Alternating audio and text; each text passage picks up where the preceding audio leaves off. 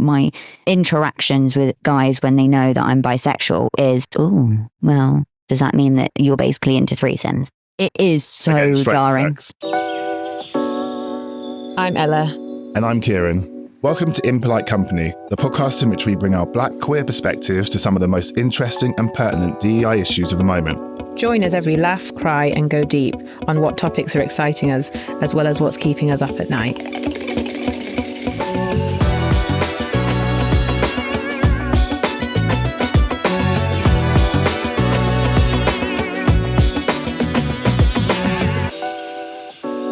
Hello, welcome back to Impolite Company. You're here with me and Ella once again. Hi. Hey, Ella. Hey. We are doing something a little bit different. We're going to have special guests. And the topic today that we're going to be talking about is navigating bisexuality.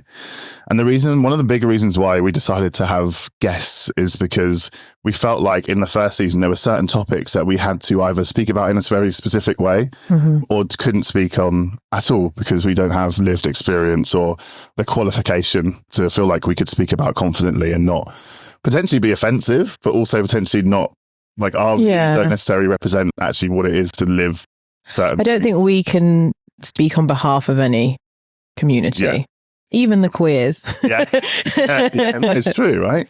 So today we have a really special guest. It's actually my friend Cesca. I've known her for a very, very, very long time.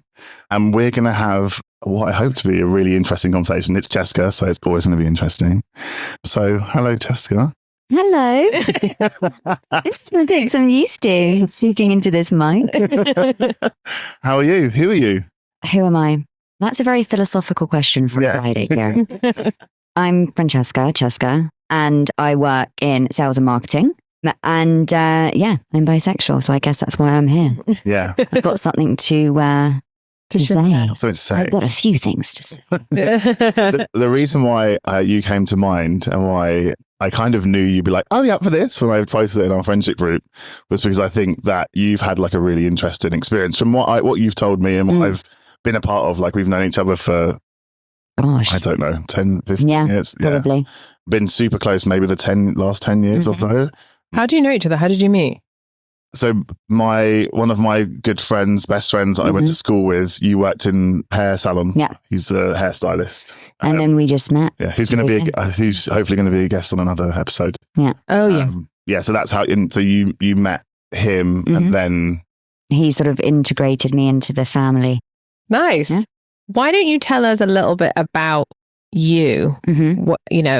What your experiences were like growing up, the path you've taken, not necessarily career-wise, but just, So my upbringing was very, different, I think. I didn't really, I didn't have my dad around. My mum was away for a big chunk of my life. So my godfather brought me up basically, and my brother and my sister. But so the person that I had around me, the role model, was like very sort of secure and like safe, but not very emotionally open.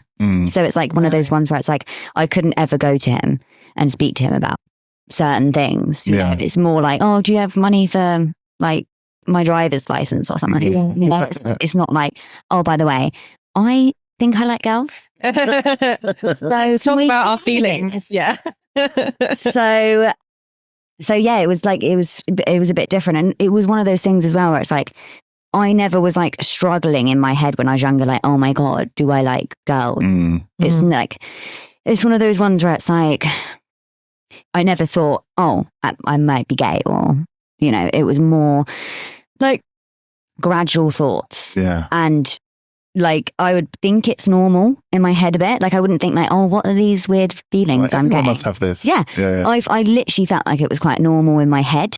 But then obviously like the older you get, I obviously went to a girls' school, classic. And it's where everyone discovers their game. Is it not? And yeah, I just think, if you hook up with a girl, it's like, oh, that was funny. And then I was like, yeah, but I actually kind of like that. Yeah. So things. That was really interesting because I remember some of those occasions when I was like, it keeps happening, but the way you were so excited about it happening. And I was like, this is like a level of excitement that I've kind of not seen with the relationships that you were having with men from like our experience when you'd have those things. There was something that It was sort of like, I don't want to say a fantasy because I don't, it's not, but No. it was sort of like, I was fulfilling It was, something that finally I always wanted to do. So teenage years and let's say early 20s, there was a kind of, similarly, I don't think I necessarily felt shame at all, but there was almost like enough plausible deniability because it's like, it's socially acceptable to hook up with girls. So there was kind of like, we're hooking up, ha ha. Yeah. It's like, Well, there was no like guys just kissing at a party. Exactly. And it's like, we all know what's happening here. We're both enjoying it, but it's like, hee hee. Well, it doesn't quite count. Like, we're not labeling it. We're not calling it anything. And there's a difference. There's a transitional thing when you're like actually dating a woman in an explicit way where you're not kind of like, oh, I just hook up with girls because that's the thing that I do. Yeah. I was so scared. I was so cringed to go through that door. And I was like, because also for me, I was like, before, if I'm going on a date with a guy, I'm ruthless. I'll walk in and be like, babe, if you don't have a fucking drink ready for me, like, you're out of here. You're out of here. That's what with her friends as well, by the way.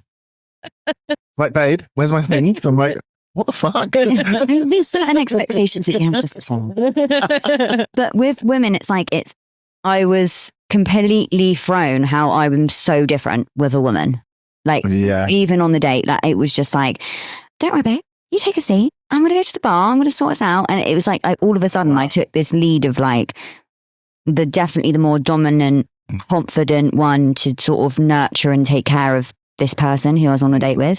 So it was really, really weird. And I think I took that in with all my relationships and encounters. But did you feel more comfortable, or was it just you felt comfortable in a different role in that kind of situation? It really felt very natural to me. Yeah. So it's more of like I wasn't even thinking about it. It was just like, this is something that just comes very naturally to me to do. Yeah. And also, I guess, like, I think about how I want to be treated. And it's easier for when you're looking at a woman, you just think they're more deserving of it. Yeah. I hate to say it, but I wonder if, like, because I've dated men, haven't enjoyed it, but I have done it. And I always found, and also in my observation of like heterosexual friends, that it feels like, I don't know what you think about this, but it feels like with women dating men, you almost can't escape the gender politics of it all, even if you want to. And so there's something almost on principle about, well, I'm not getting you a drink. You get me a drink because I don't want to be your little wifey getting you a drink. Whereas it almost feels like when you're on a date with a woman, like it's just, it doesn't, none of that stuff comes into the equation. So you can just do whatever you want to do. But I don't know if you feel that way. No, I do. That's exactly, like, honestly, that is exactly how I feel. But also it's like, I'm probably the worst person to ask with that anyway, with guys and my expectations of, roles and what people, what they should do. I am a bit old school sometimes. I'm a bit like, I need you, like, for one, it's actually dangerous for me to be meeting up with you right now. You just don't know what, this is a risk. This is a risk to me. So you're going to pay. Okay.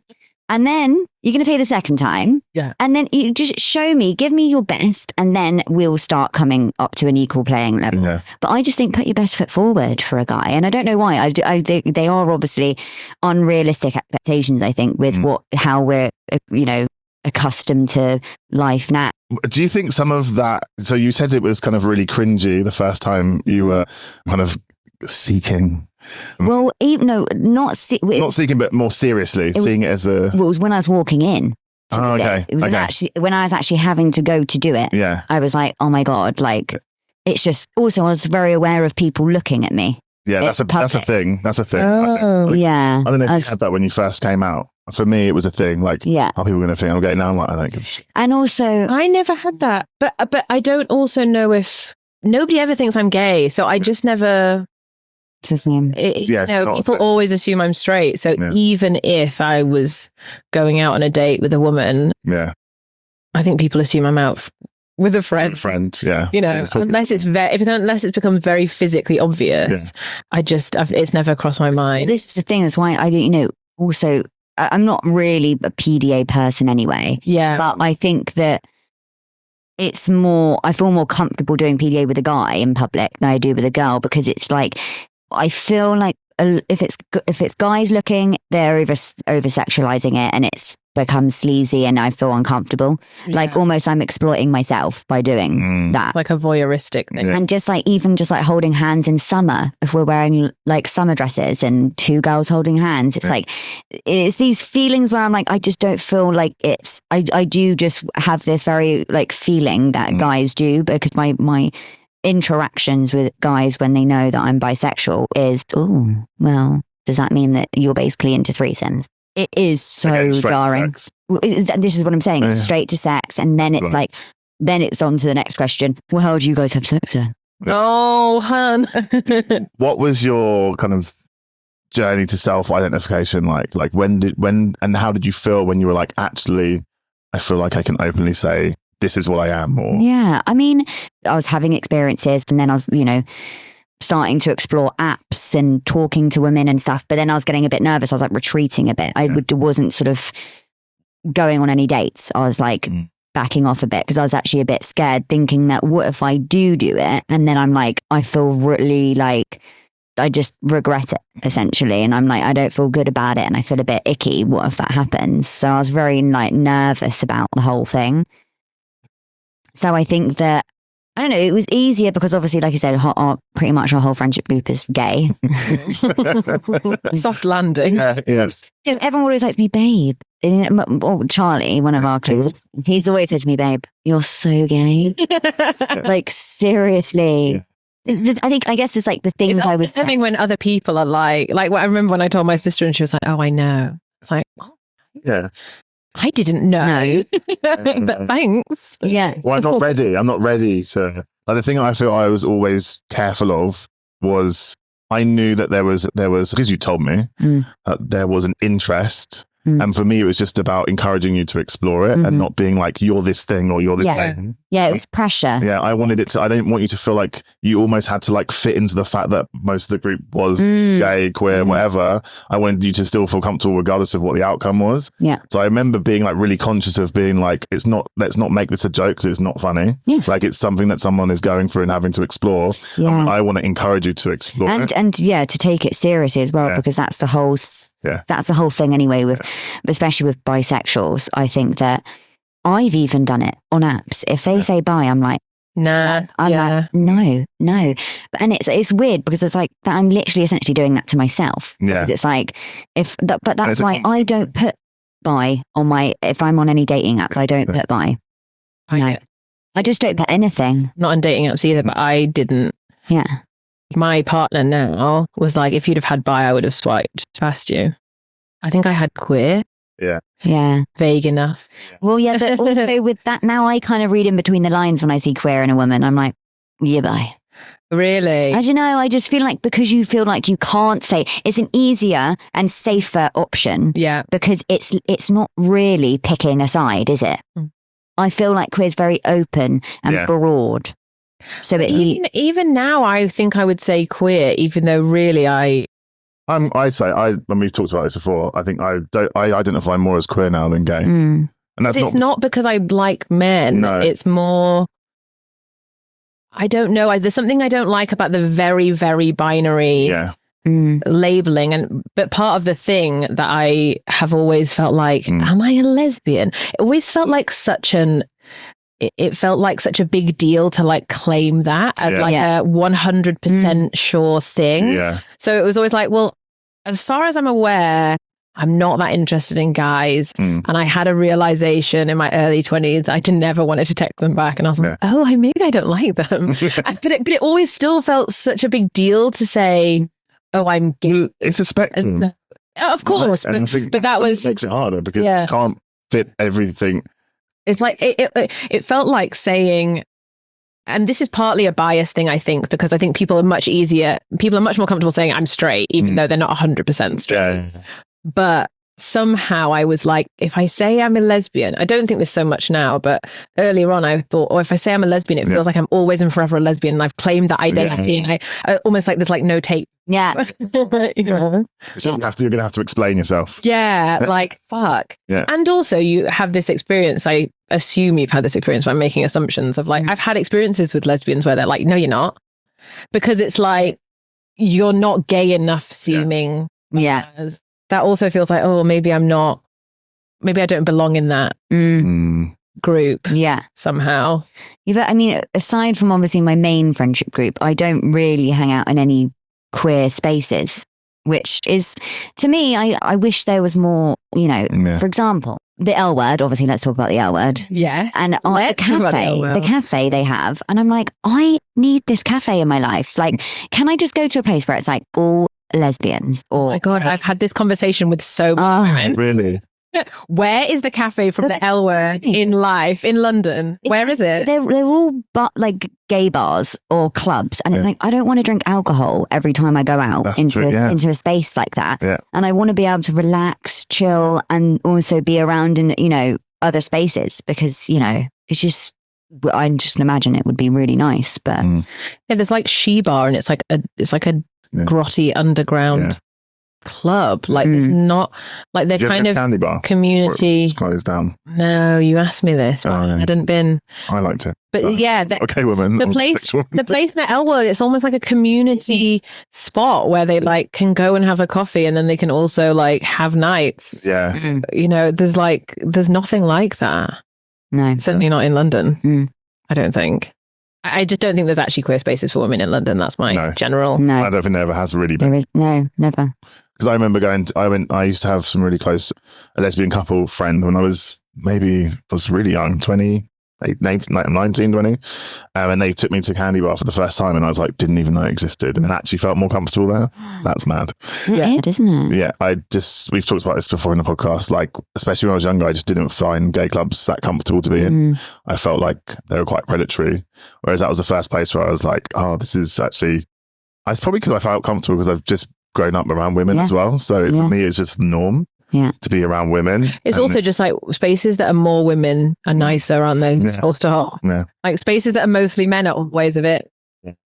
We're talking about queer spaces. I have a question about, you said you don't really exist in many queer spaces outside of your friendship group, but do you have a view on what it's like to take up space in queer spaces at times when you're not dating women? Do you feel comfortable with that, uncomfortable with that? Do you not feel any particular way about it? I just wonder if, because obviously you've mentioned before, like bisexuality isn't necessarily like I have the same attraction to men and women at all times. Yeah.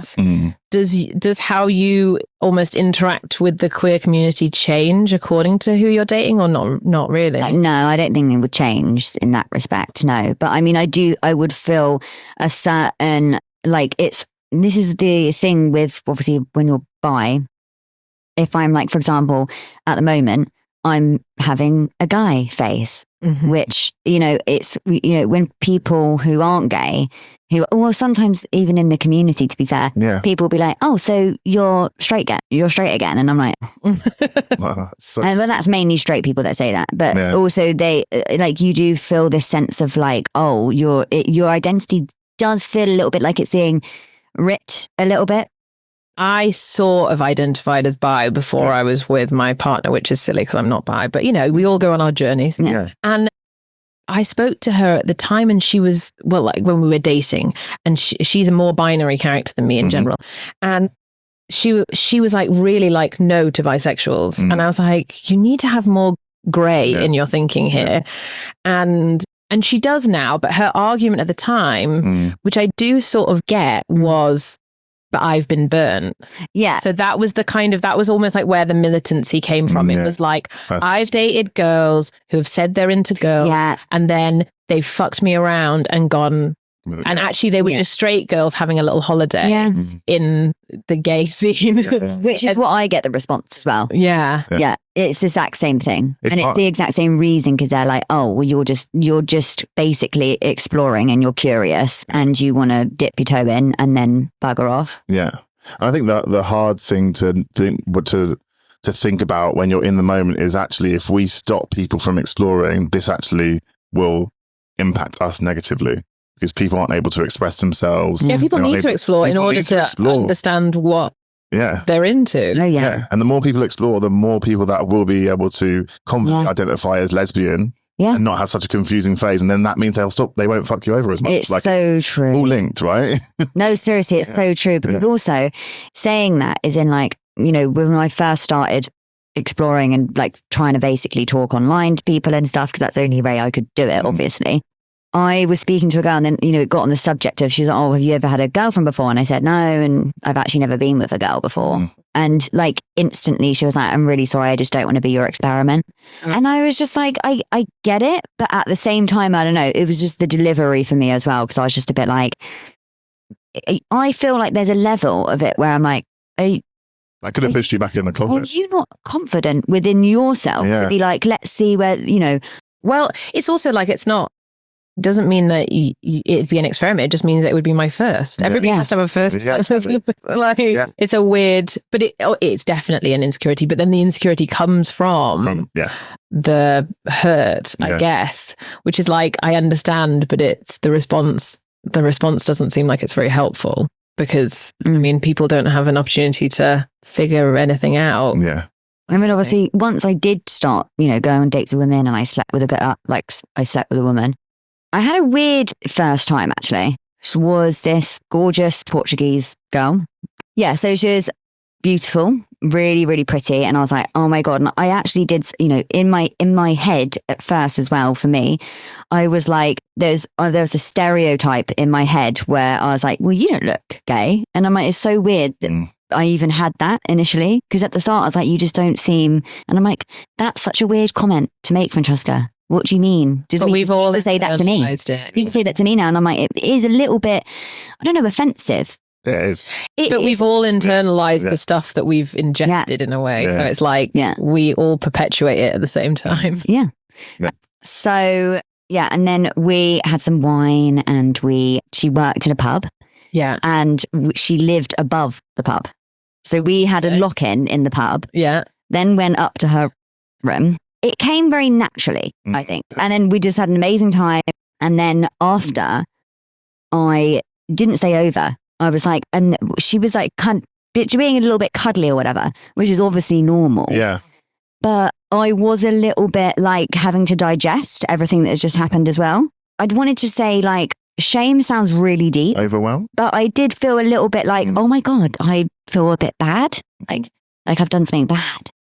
So it was a weird feeling. Interesting. I felt quite sad that night, actually, because when I went home, I was like, I feel like I'm bad, like I've done something that I shouldn't have. And there was this real feeling of that. And then I had to sort of obviously think about why I was feeling that way, because I was like, but I enjoyed it and I loved it. And during it, it was amazing. But it was this after feeling. And it was when she was trying to be affectionate with me and everything after. And I was just a bit like, all really overwhelmed by this because I don't know, I couldn't really pinpoint why. Is it something that just slowly stopped feeling it just over time of? Yeah. I still don't know. And I still can't really unpick why, but I think it's a lot of things where it's like, even before, you know, me exploring whatever, there was an element, I think that, you know, when I was younger, my brother and sister, as a joke, which wasn't a very nice one, used to call me a lesbian, but in a derogatory kind of way. And obviously they were like, you know, 15. So, you know, they weren't, and back then as well, I feel like everyone was just a bit more nasty, to be fair. But anyway, they did. But so I had a real big connotation with how like the labeling of that and then what that meant to be. Yeah. Do you know what I mean? Yeah. So I think I felt a little bit, ashamed. I don't think, I think that's understandable. Like I feel like that's normal. It's not normal, it's just kind of normal in the society that you live in. I think even if you see yourself as like a very open, very like, I'm not ashamed of this part of myself person, I just feel like the shame is in the air. I do think there's a big generational divide between like people, like kids who are growing up that are like 15 now. Yeah.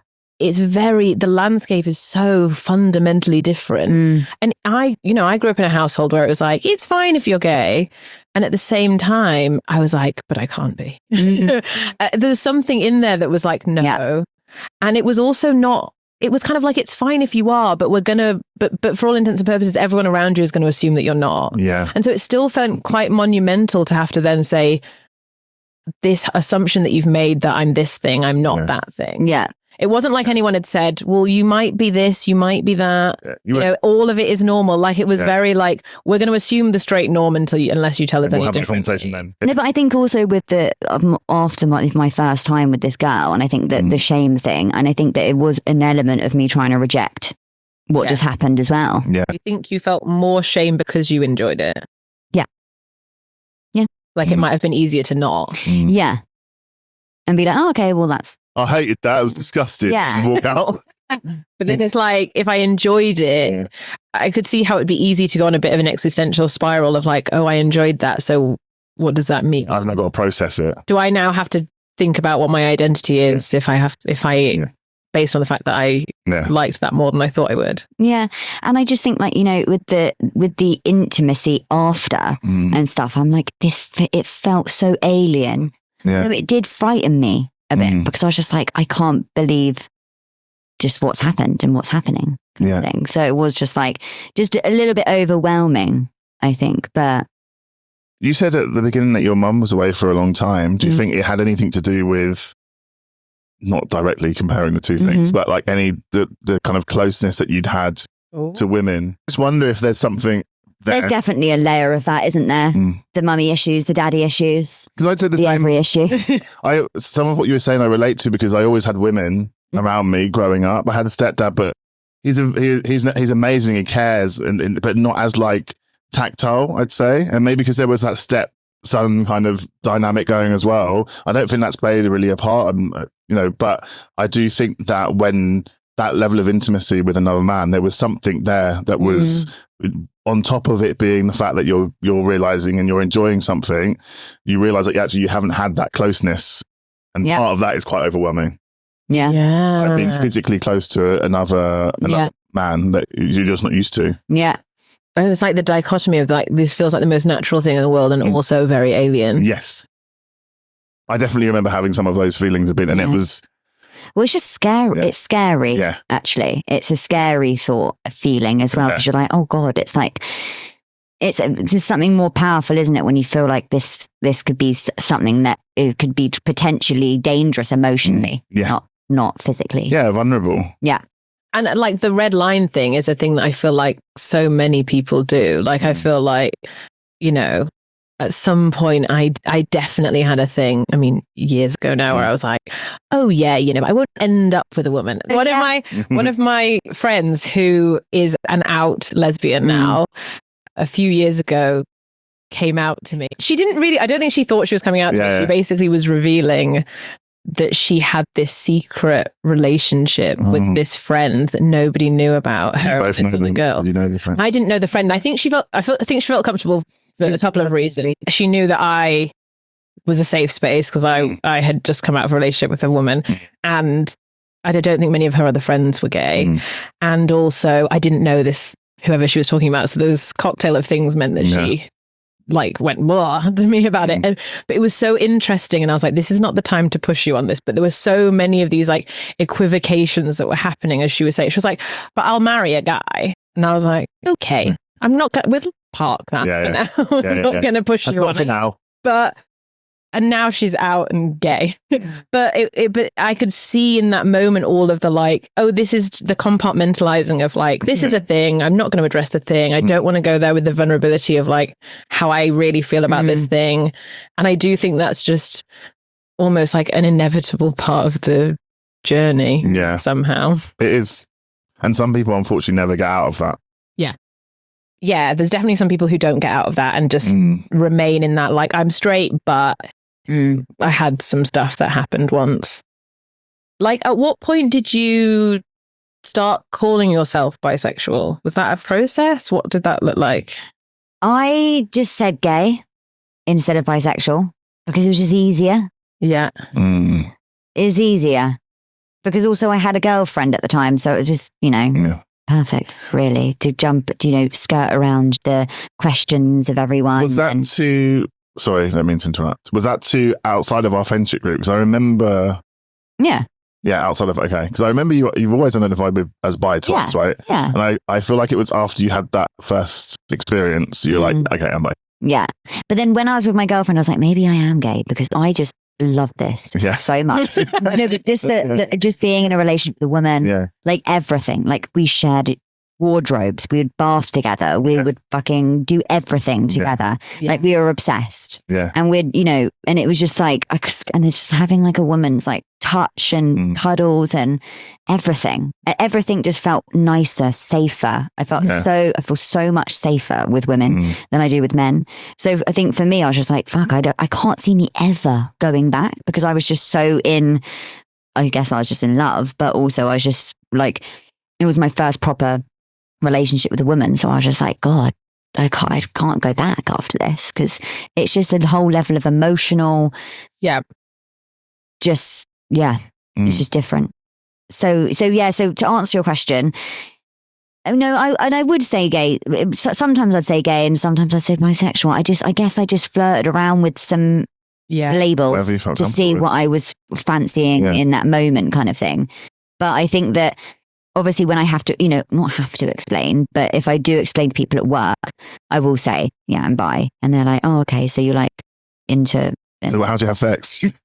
Yeah. I think that people demean, there's some kind of like demeaning and fetishizing at the same time, gay stuff. And I don't know if it's the same for men or not. I suspect it's not, in that I think that with women, it's like fair game to ask and it's fair game to talk about because it's almost like this is a joke. This is like titillation for me. It's not like, it's like a joke, not seen as like something that might be serious. There are like black women who've spoken about how like if a white woman touches my hair, I just touch hers back. And she's like, it's like, how dare you invade my space in this way?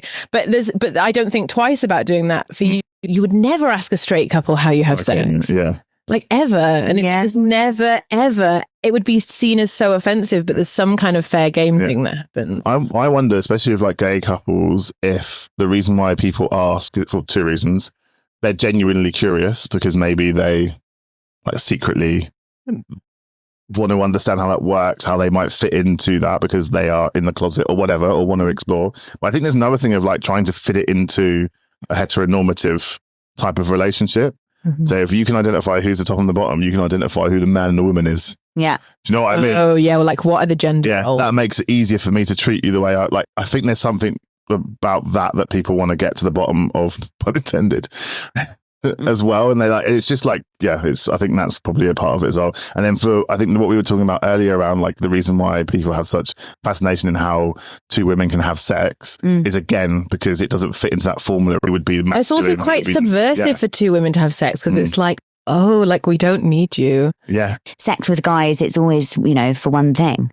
Yeah. Whereas I think sex with women, it started to feel different to me because at first I was going into it with a real male mentality. So, but it's almost like with all of these things, we're trying to shrug off all the things we've been taught about what a thing is and like what stuff is supposed to look like. On that, what do you think are some of the kind of misconceptions of bisexuality? I do think that it's more just when people ask about, it's particularly straight men when they ask about the whole how does it work thing, but also just it's overly sexualized by being bisexual, I think. And it's looked at it as purely a sexual thing as opposed to relationship. Type, do you know what I mean? Like it's not looked at as if you really, you like girls and you want to be in a relationship with women as well as sleep with them. It feels like, I think that's the biggest misconception for me. Which is really interesting because when you look at like the gay world, especially the male gay world, it is massively over sexualized. I think it's changing, but at one point everything was around sex. Whereas I don't think I can say the same thing around like bisexuality. Like I don't know why it has this label of being hyperly sexualized, and it's not kind of the investment in the gay world. I think is a lot of it's been around sex. So, but maybe it's just that I don't know enough about the bisexual world. But when you speak to someone that's bisexual, usually they're not just talking about sex at all. Well, no, exactly. Yeah. And also after my first relationship, and it's been my only relationship with a woman, but after that, it's like, oh my God, I really could completely see myself. I could see myself with a woman settling down and, you know, living together and, you know, doing all those things. So it's like, yeah, I think that I think they just go to assuming that as first. They just don't take it seriously. And I just don't think I could say it enough. That's it. That's it. Because also it's like, I think people don't like the idea that you can flirt around with the two. Well, I think that's a genuine reason why people can't accept it. They think it's greedy. They think it's greedy. What does that mean, though? Like, yeah, what does that mean? What does that mean? Yeah, because it doesn't make any sense. But people do say it like, it's they're just like greedy. I'm like gobbling up all people in the world. There's like not enough to go around, and I'm just devouring everybody. That's not how it works. So I was on Hinge the other night, and I saw this girl's profile, and funny enough, I recognised her. It's really funny, actually. Not really. I obviously won't name names, but kind of know of her. I don't think she even knows me, but sounds even creepier. And I was like, what? Has she split up with her boyfriend? Yeah. And then it was like, no, it was in her bio. She had, oh, my lovely boyfriend is allowing me to, I'm bisexual, so he's allowing me to sort of, you know, sow my wild oats. Yeah. And then so this is another thing of why, of course, people are going to assume this as well, because of these situations where it's like people are effectively, you're in an open relationship. But he would never, sorry, I'm making a huge assumption. I know of situations like that, and the guy would never let her sleep with guys. Yeah, exactly. Yeah. This is what I mean. I'm like, darling, she will fall in love with a woman and you will be scorned. He's doing that because he doesn't take it seriously. Yeah. And this is what I mean.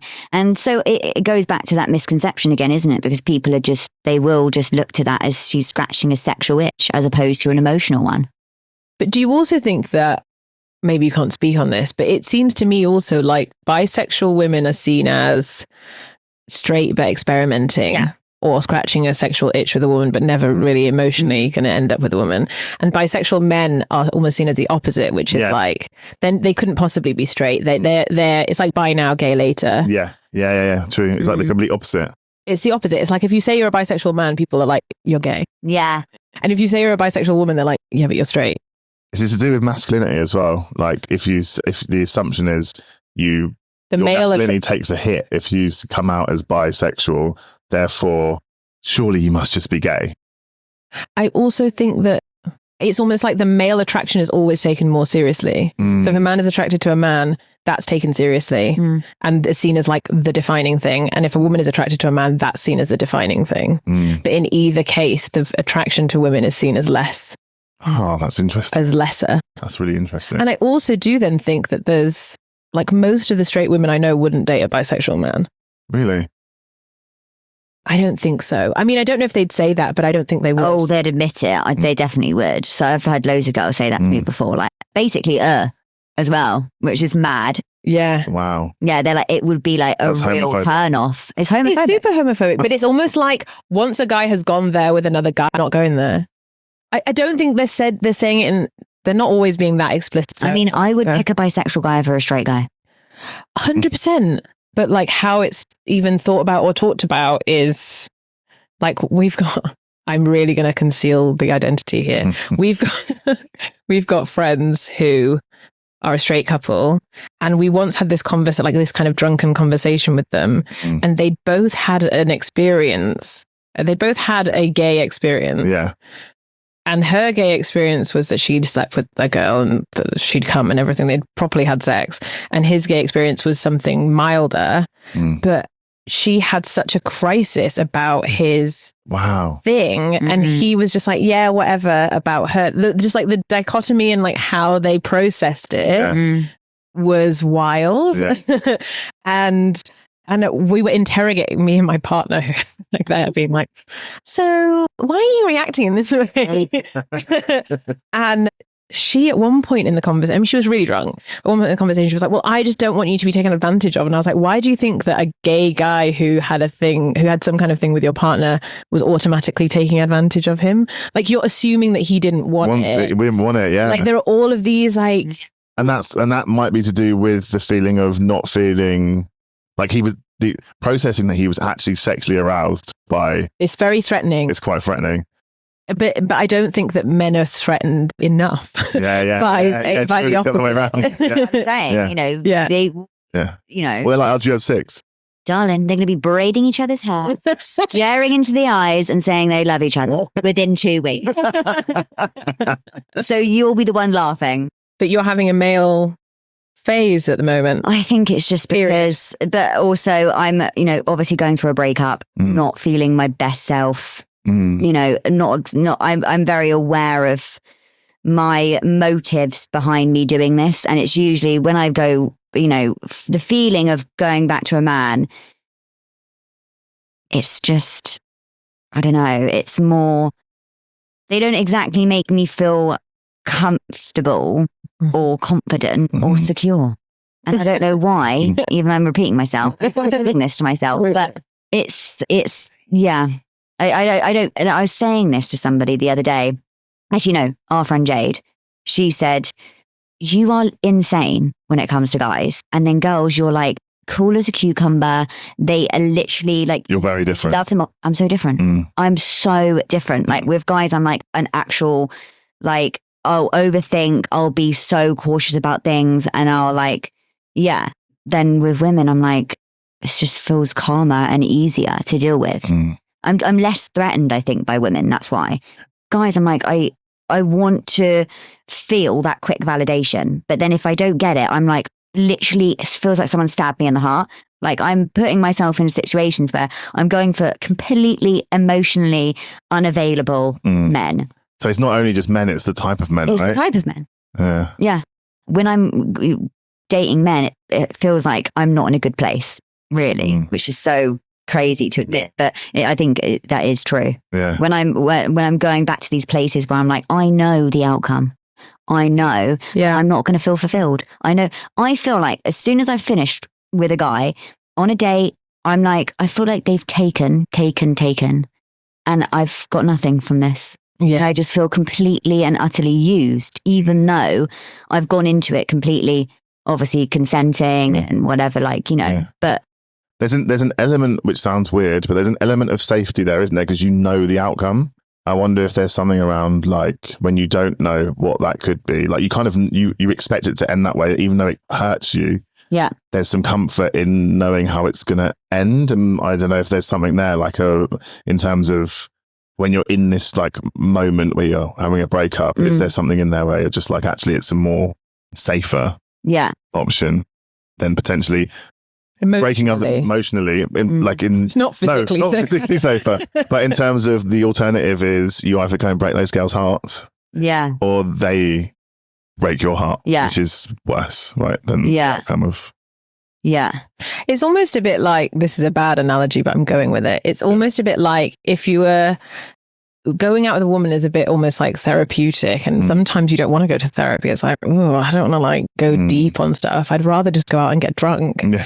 And like, I feel like dating men is like the equivalent of just like going out and getting pissed. It's like, I know I'm going to feel bad about it. It's that kind of self-harm. Yeah, it's like self-harm. It's like, I'm going to go out and get wrecked. It'll be fun. Essentially, I'm in my man phase now, and I'm going out seeking validation, very aware of what I want. And men are so easy to get that from. I'm excited to date women again, and I want to, but I like you say, it's something where you're diving into. Also, probably going to be moved into within 2 weeks. If I start dating a woman again, I know what I'm like. So yeah, but there is that joke about lesbians. Yes, there is. It's like, we're engaged. I get it now. I really get it, because it's like, this is utopia. So why wait? Yeah. Before we start to kind of tie things up, I'd love to understand what the journey's been like with your family. Like we touched on a little bit. I mean, you talked about your siblings, but I'd love to understand what your journey of like coming out to your family has been like. Yeah.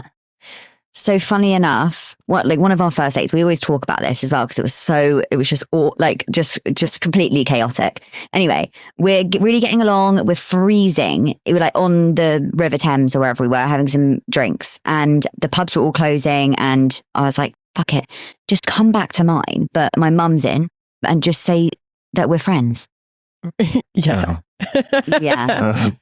And she's like, huh? And I was like, yeah, she doesn't know that I'm like, doing this girls doing what I'm doing. So she's like, oh. And I was like, yeah. And I was like, do you mind? She was like, no, I actually don't mind. But she was like, but this is a bit wild. And I was like, yeah, I know, sorry. And was she gay?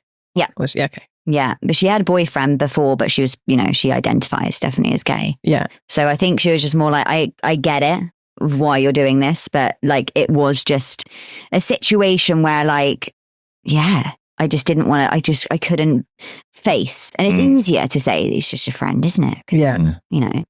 Did your mum see through that or no? No, she had no clue. Because obviously I never ever would mention anything to my family about it.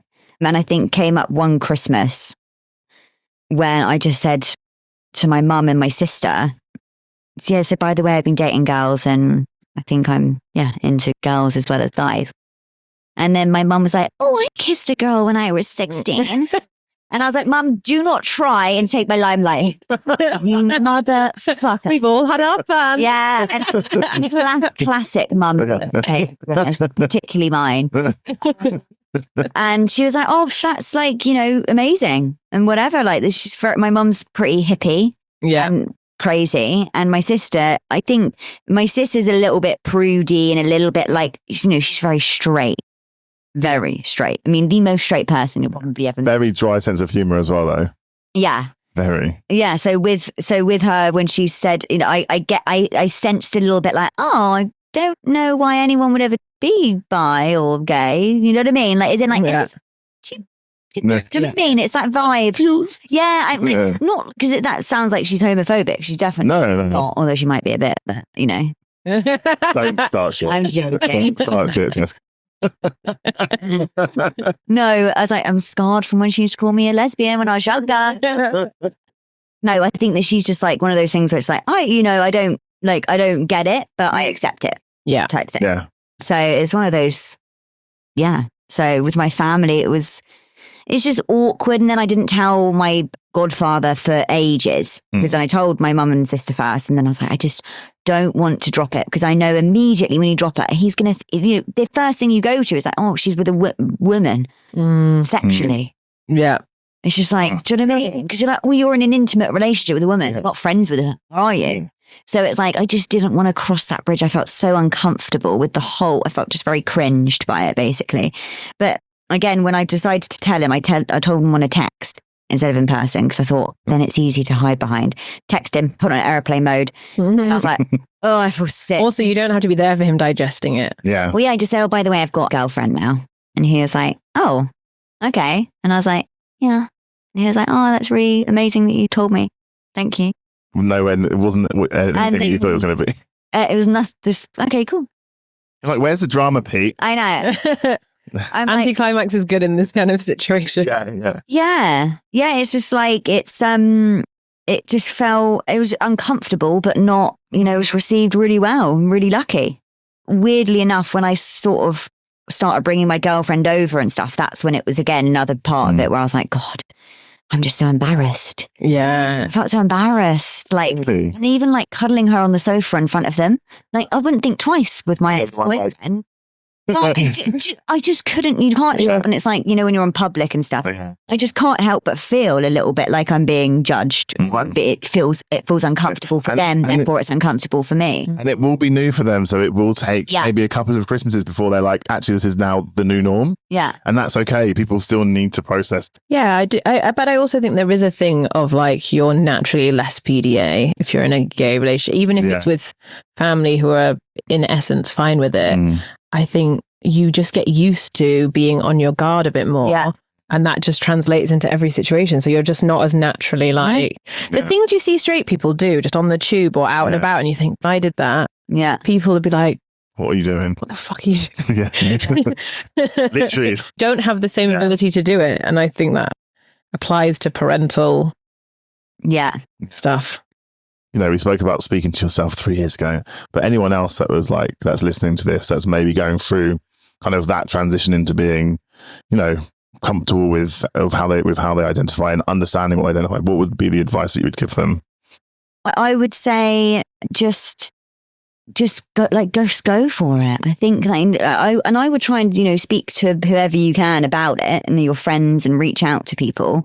But I just I wouldn't feel, I don't know, like it's easy to say, just go for it. And it's like, when people are like depressed and you're like, you'll be fine soon. Yeah. So it's not helpful advice. It's not that simple, obviously, but it's like, you know, you've got to at least try these things. So if you are exploring it, then you want to know either way, really. Yeah. And I just think even now in these times that we're in, I think it's like getting easier and easier. Thank you for listening to this episode of Impolite Company. If you enjoyed the episode, please subscribe to our show and share it far and wide with anyone you think will benefit. And if you'd like to connect with us directly, we're on LinkedIn as Kieran Scott Woodhouse and Ella McCann Tomlin.